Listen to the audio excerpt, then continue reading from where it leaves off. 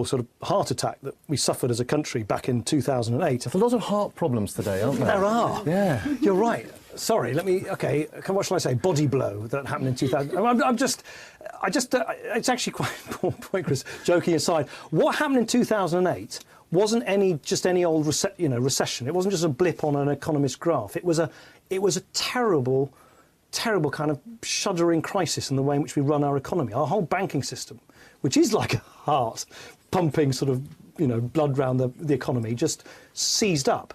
And what I think is remarkable is that actually a few short years after that, we've got more people starting up businesses than ever before. We've got more new businesses than ever before. Youth unemployment is lower now than it was when we came into office. We've doubled the number of apprenticeships, and we've got these fantastic entrepreneurship and business startup schemes.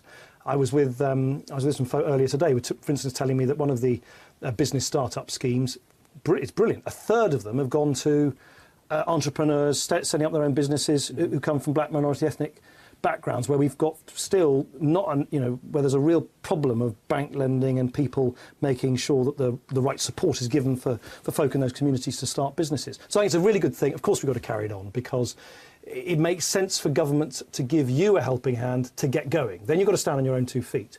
But to get you going, I think that's a legitimate role of government. And because youth unemployment's still far too high, isn't it? I know, as you say, it's falling, but it's far too high. It is far too high, far too high. But it is considerably lower than it was 5 years ago, and really, really good. I mean, I think one of the great success stories of the last few years has been not only what you're doing, which is people trying stuff out.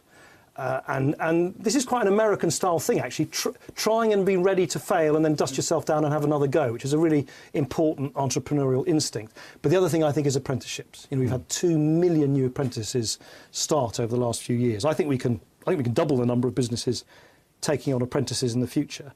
But that's the way to create an economy which doesn't blow up again, I think. What would you like Nick to do for you, Danny, if he's involved in Downing Street in some way after May the 7th? I think just keep creating new schemes that will help businesses in all stages. So from the startup loans to the seed enterprise investment scheme and getting banks lending. Yeah, the fact that these schemes have come in is because banks weren't lending.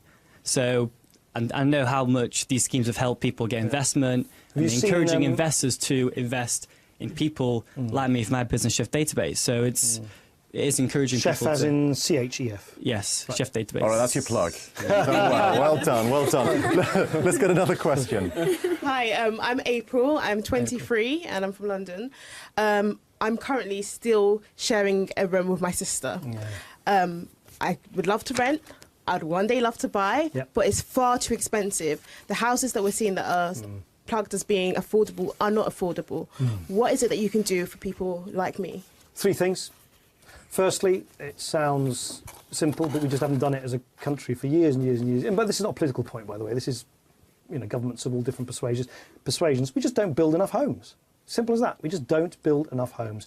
Most reliable estimates suggest we need to build around 300,000 homes a year in, year out, for a long time to make sure that there are enough homes for people to live in who are looking for homes. And I can go into lots of detail about how we can do that. I, for instance, think a great idea, particularly in the southeast of the country, not directly in London, but near London, is create garden cities. We did it before, Hatfield, Welwyn Garden City, Milton Keynes. These were planned, big-scale planned developments with the right amenities and schools. Second thing, I don't know whether this might help you, but quite a lot of youngsters who are living at home with mum and dad or in the same bedroom with siblings and so on tell me that even if they're in work and they could pay the monthly rent, the thing that's stopping them getting their feet on the first rung of the rental kind of market is the upfront deposit, is the 4, 5, 6 weeks of rental, the deposit cost. So we would introduce in the next Parliament something called Help to Rent, and it's exactly as the name suggests. It's basically a loan from government up to £2,000 in London, £1,500 outside London, and even in London for a £2,000 deposit you can get a relatively good place, just to get you over that initial cost. And the third thing, which I'm particularly excited about because I think it's a really radical new idea, is we want to introduce something called Rent to Own.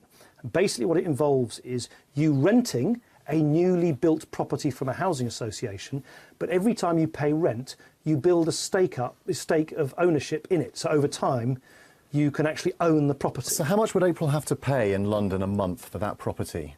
For which property? For the property you've just mentioned, for the rent to buy. Oh no, property. that would be at market. That would be at market rents. That would be market rents. So I don't know whether April. 1,200 quid a month, 1,100 quid a month. April, could you pay I it? mean, for me, what I'm seeing is, I live in East London. Yeah.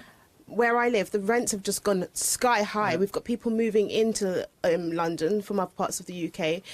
You know, they might have more money, they can pay that money. Yeah. But what you're seeing is people like me who have our families have been in our part of London for years and years and generations. We're having to move out and we can't afford it. And for me, it just makes me angry to see that we are being pushed out of our own homes. And I mean, you talk about garden cities, that's great, but then you've got, you know, the whole rail fees are far too high. I mean, what I want to see is a government that's actually going to say, you know what, we're going to introduce something that's going to bring down the prices overall. Yes, there are people who own homes and they might miss out. But can I just, but just on the rental, is that what you mean by rental prices? Yeah. Yeah. Yeah. Look, and so I'd say the easiest thing to say, and I'm no doubt some politicians will say to you, is we're going to control rents, right? And that sounds really seductive, doesn't it? They're too high and all the rest of it. The problem is if you just start forcing rents down as a government, of course, you have fewer and fewer people who are actually going to put up their own money to buy up properties and make them available for rent in the first place. So the balance you're trying to strike is having landlords coming in, making rental properties available, tightening up the law so that they can't abuse the rights of tenants. And that's why, for instance, we introduced just a few weeks ago, Liberal Democrats in government, that is, to make it illegal for landlords to simply chuck someone off their tenancy agreement for no good reason. But nonetheless, and I really do think there's no shortcut to this, build more properties, build more affordable homes. Thankfully, we're now building, we're building more council homes than we have done for 23 years. We've got more new homes being built now than since 2007. But we've got to keep it up year in, year out. And I think some of these other schemes, help to rent. And so once you start renting, that you build up a ownership stake in your property should help. It really should. Just really quickly, April, have you heard anything there that makes you confident you're packing your bag and moving out of mum and dad's anytime soon? No, I'm sorry. And also, just to be quick, I feel like you've been in government, you've been Deputy Prime Minister for so long. If you're so passionate about these things, why didn't you push them through? Why are the Lib Dems not using the power that they have to actually push through the things that they feel passionate about? I mean, not to insult you, but it does come off as the Lib Dems being a bit weak. Right. And well, I'm sorry if it does, but the reality is you can't build 300,000 homes a year from a standing start. I'm just one of those things. You can legislate the things that you feel passionate about, the things that you feel really passionate about, and you make important in your election campaign. You can actually go and put those things So I do practice. feel really passionate about the fact that 27 million people are 800 quid better off because of the tax cut I've given by raising the point at which you pay income tax. No. I'll come to the housing in a minute, but just to sort of challenge the passion point and getting stuff done.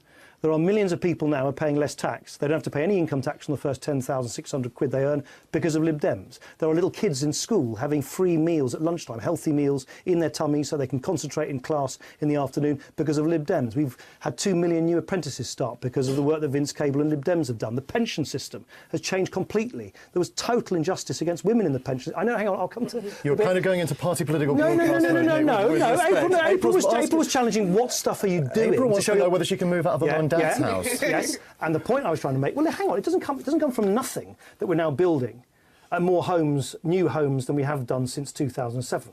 It doesn't come from nowhere that we're now building more new council homes than we have done for over 2 decades. The bit that I totally accept, April, is that the problems in the housing system, it's like, I'll tell you what, it's a little bit similar to something that I have done a huge amount on, but I can't change overnight, which is the discrimination against mental health. I know it doesn't seem that they're related to each other. There are some things in our country which you're not going to fix overnight. You're not even going to fix in 5 years. I think it'll take 15 years of us really investing properly in housing to finally make sure that future generations can always get their feet on the first rung of the property ladder. I think it's going to take us another decade of investing more in under-resourced mental health services to put them on the same footing as physical health. There are some really deep-seated failings in our community and our society, which you can't fix even in one parliament. All right, we kind of got off the housing topic a little bit. Let's have a question from Twitter. Hashtag #LiveLoungeClegg. Toby would like to know, is Nick Clegg worried about unemployment?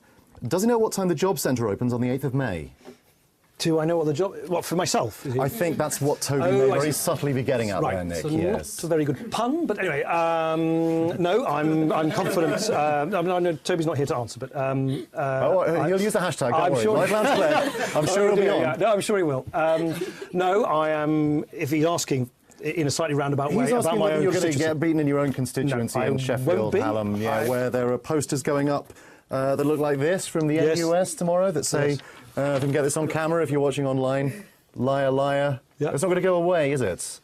Are you going to win? Well, for people who don't, for people, as I said earlier, people who, look, of course there are some people who will say, that one thing I'm not going to forgive and forget. Sure. Do you know what? There are many more fair-minded folk, and I suspect I know a lot more about how people are thinking in Sheffield Hallam because I've been knocking on doors and talking to people for a decade there. Yeah. There are a lot of fair-minded folk who accept that I came into government at a time when there was no money left, there was an outright crisis, and we've done, I think, really, really good things, of which I'm very proud, to sort stuff out. But listen, at the end of the day, people are going to make up their own mind. In all seriousness, Nick, do you regret saying sorry over tuition fees? Yeah. Because plenty of other politicians from other parties in the past have broken their promises and kind of steamrolled it through. Listen, and you just handed everyone this big stick, and you're going to be hit with it forever, aren't you? Well, listen, look, people are going to choose themselves. There are some people who only want to hark on about one thing, right? It's a free country, they can do that, right? I think I'm entitled to say, do you know what? Unlike Ed Miliband, who was part of a government that crashed the economy, and he's never apologised, I apologised. Unlike David Cameron, who said a few years ago, by the way, and I told him personally not to, he said, I'm going to no ifs but no buts. He said it very sternly to the camera. We're going to get immigration down to tens of thousands. I said, no, you're not. He's broken that promise. Has he apologised? So, OK, I've done something different. Yes. I've put my hands up like most people do in normal life, and I've said I'd like to do something, I couldn't, and I've apologised for it. And there'll be some people, and no doubt people who want to produce stuff like that, who want to just only go on about that. I think most people, when they come to vote on May the 7th, will accept that if you look at all the other things, from taxes to pensions to jobs to apprenticeships to childcare to equal marriage to looking after the environment, there are a whole bunch of things that I have done and the Liberal Democrats have done, of which I'm very rightly proud. Morally, you feel the right thing. You're a moral politician. What do you mean by that? What? When you said sorry. Look, I take quite an old-fashioned view. If people are disappointed because you haven't done what you want to do, you do what you do in everyday life. You say, I'm sorry. You try and explain, and I was doing it to, sorry, I forgot your name, my friend here from the, I try and explain, and then, Johnny, was it? Yeah. And then you will either accept or not accept my explanation. But in the same way, it's a free country for you to only go on about that. I think I'm entitled to provide you with an explanation, and you can then judge whether it's a reasonable one or not. I think, given the circumstances I found myself in, as the leader of a party of only 8% of MPs in Westminster, when there was no money left, we actually tried to do the right thing. And then at the end of the day, people will have to judge for themselves. All right, let's crash on. We'll have one more question because we're already running out of time. Let's get a question in the back Nick, there. I'm Darren from Newcastle. I just wanted to quickly ask, there were cuts in 2010 to child and adolescent mental health services. In Newcastle? Well, across the board, across the spectrum, there was, cuts to those services. In schools, we lost counsellors and things like that. Right. I used those counsellors in my local school during a time where I was suffering quite bad homophobic bullying, which I think is another big issue that needs to be addressed more so than it is. I know there was £2 million put into a fund to address that, but I don't think it goes far enough. Right. So it's just, if you do see yourself in government again, is child and adolescent mental health going to be, funded into again? Or is it something that's going to be drawn back? Yes, it will be, and let me explain. But first, can I say, I'm just so sorry to hear that you suffered, homophobic bullying. I mean, all bullying is just totally out of order. But bullying for someone's sexuality is as grotesque as bullying, for someone, the colour of someone's skin, their gender, whatever. You look happy and definitely. So you got through that. But, just determined not to see it happen for generations. And we do need a relatively quick answer. I'm so sorry. Adolescent mental health services. We've got 150 million quid in to deal with adolescents who've got eating disorders, and I announced just a couple of weeks ago a total transformation of child and adolescent mental health services worth £1.25 billion. Child and adolescent mental health services have been the forgotten Cinderella service in the mental health services for far, far too long. We can turn things around, but it's a bit like my answer to April. We need to keep going and keep finishing the job over the next several years. All right, so thank you very much to Nick Clegg. Thank you very much to our audience here in the Live Lounge. A reminder, if you've enjoyed listening and you've been tweeting using the hashtag #LiveLoungeClegg, you can keep doing that on Twitter and you can watch us again on iPlayer. Some of the guys here in the Live Lounge are part of BBC Generation 2015, so if you want to know more about that, quick Google will tell you everything you need to know.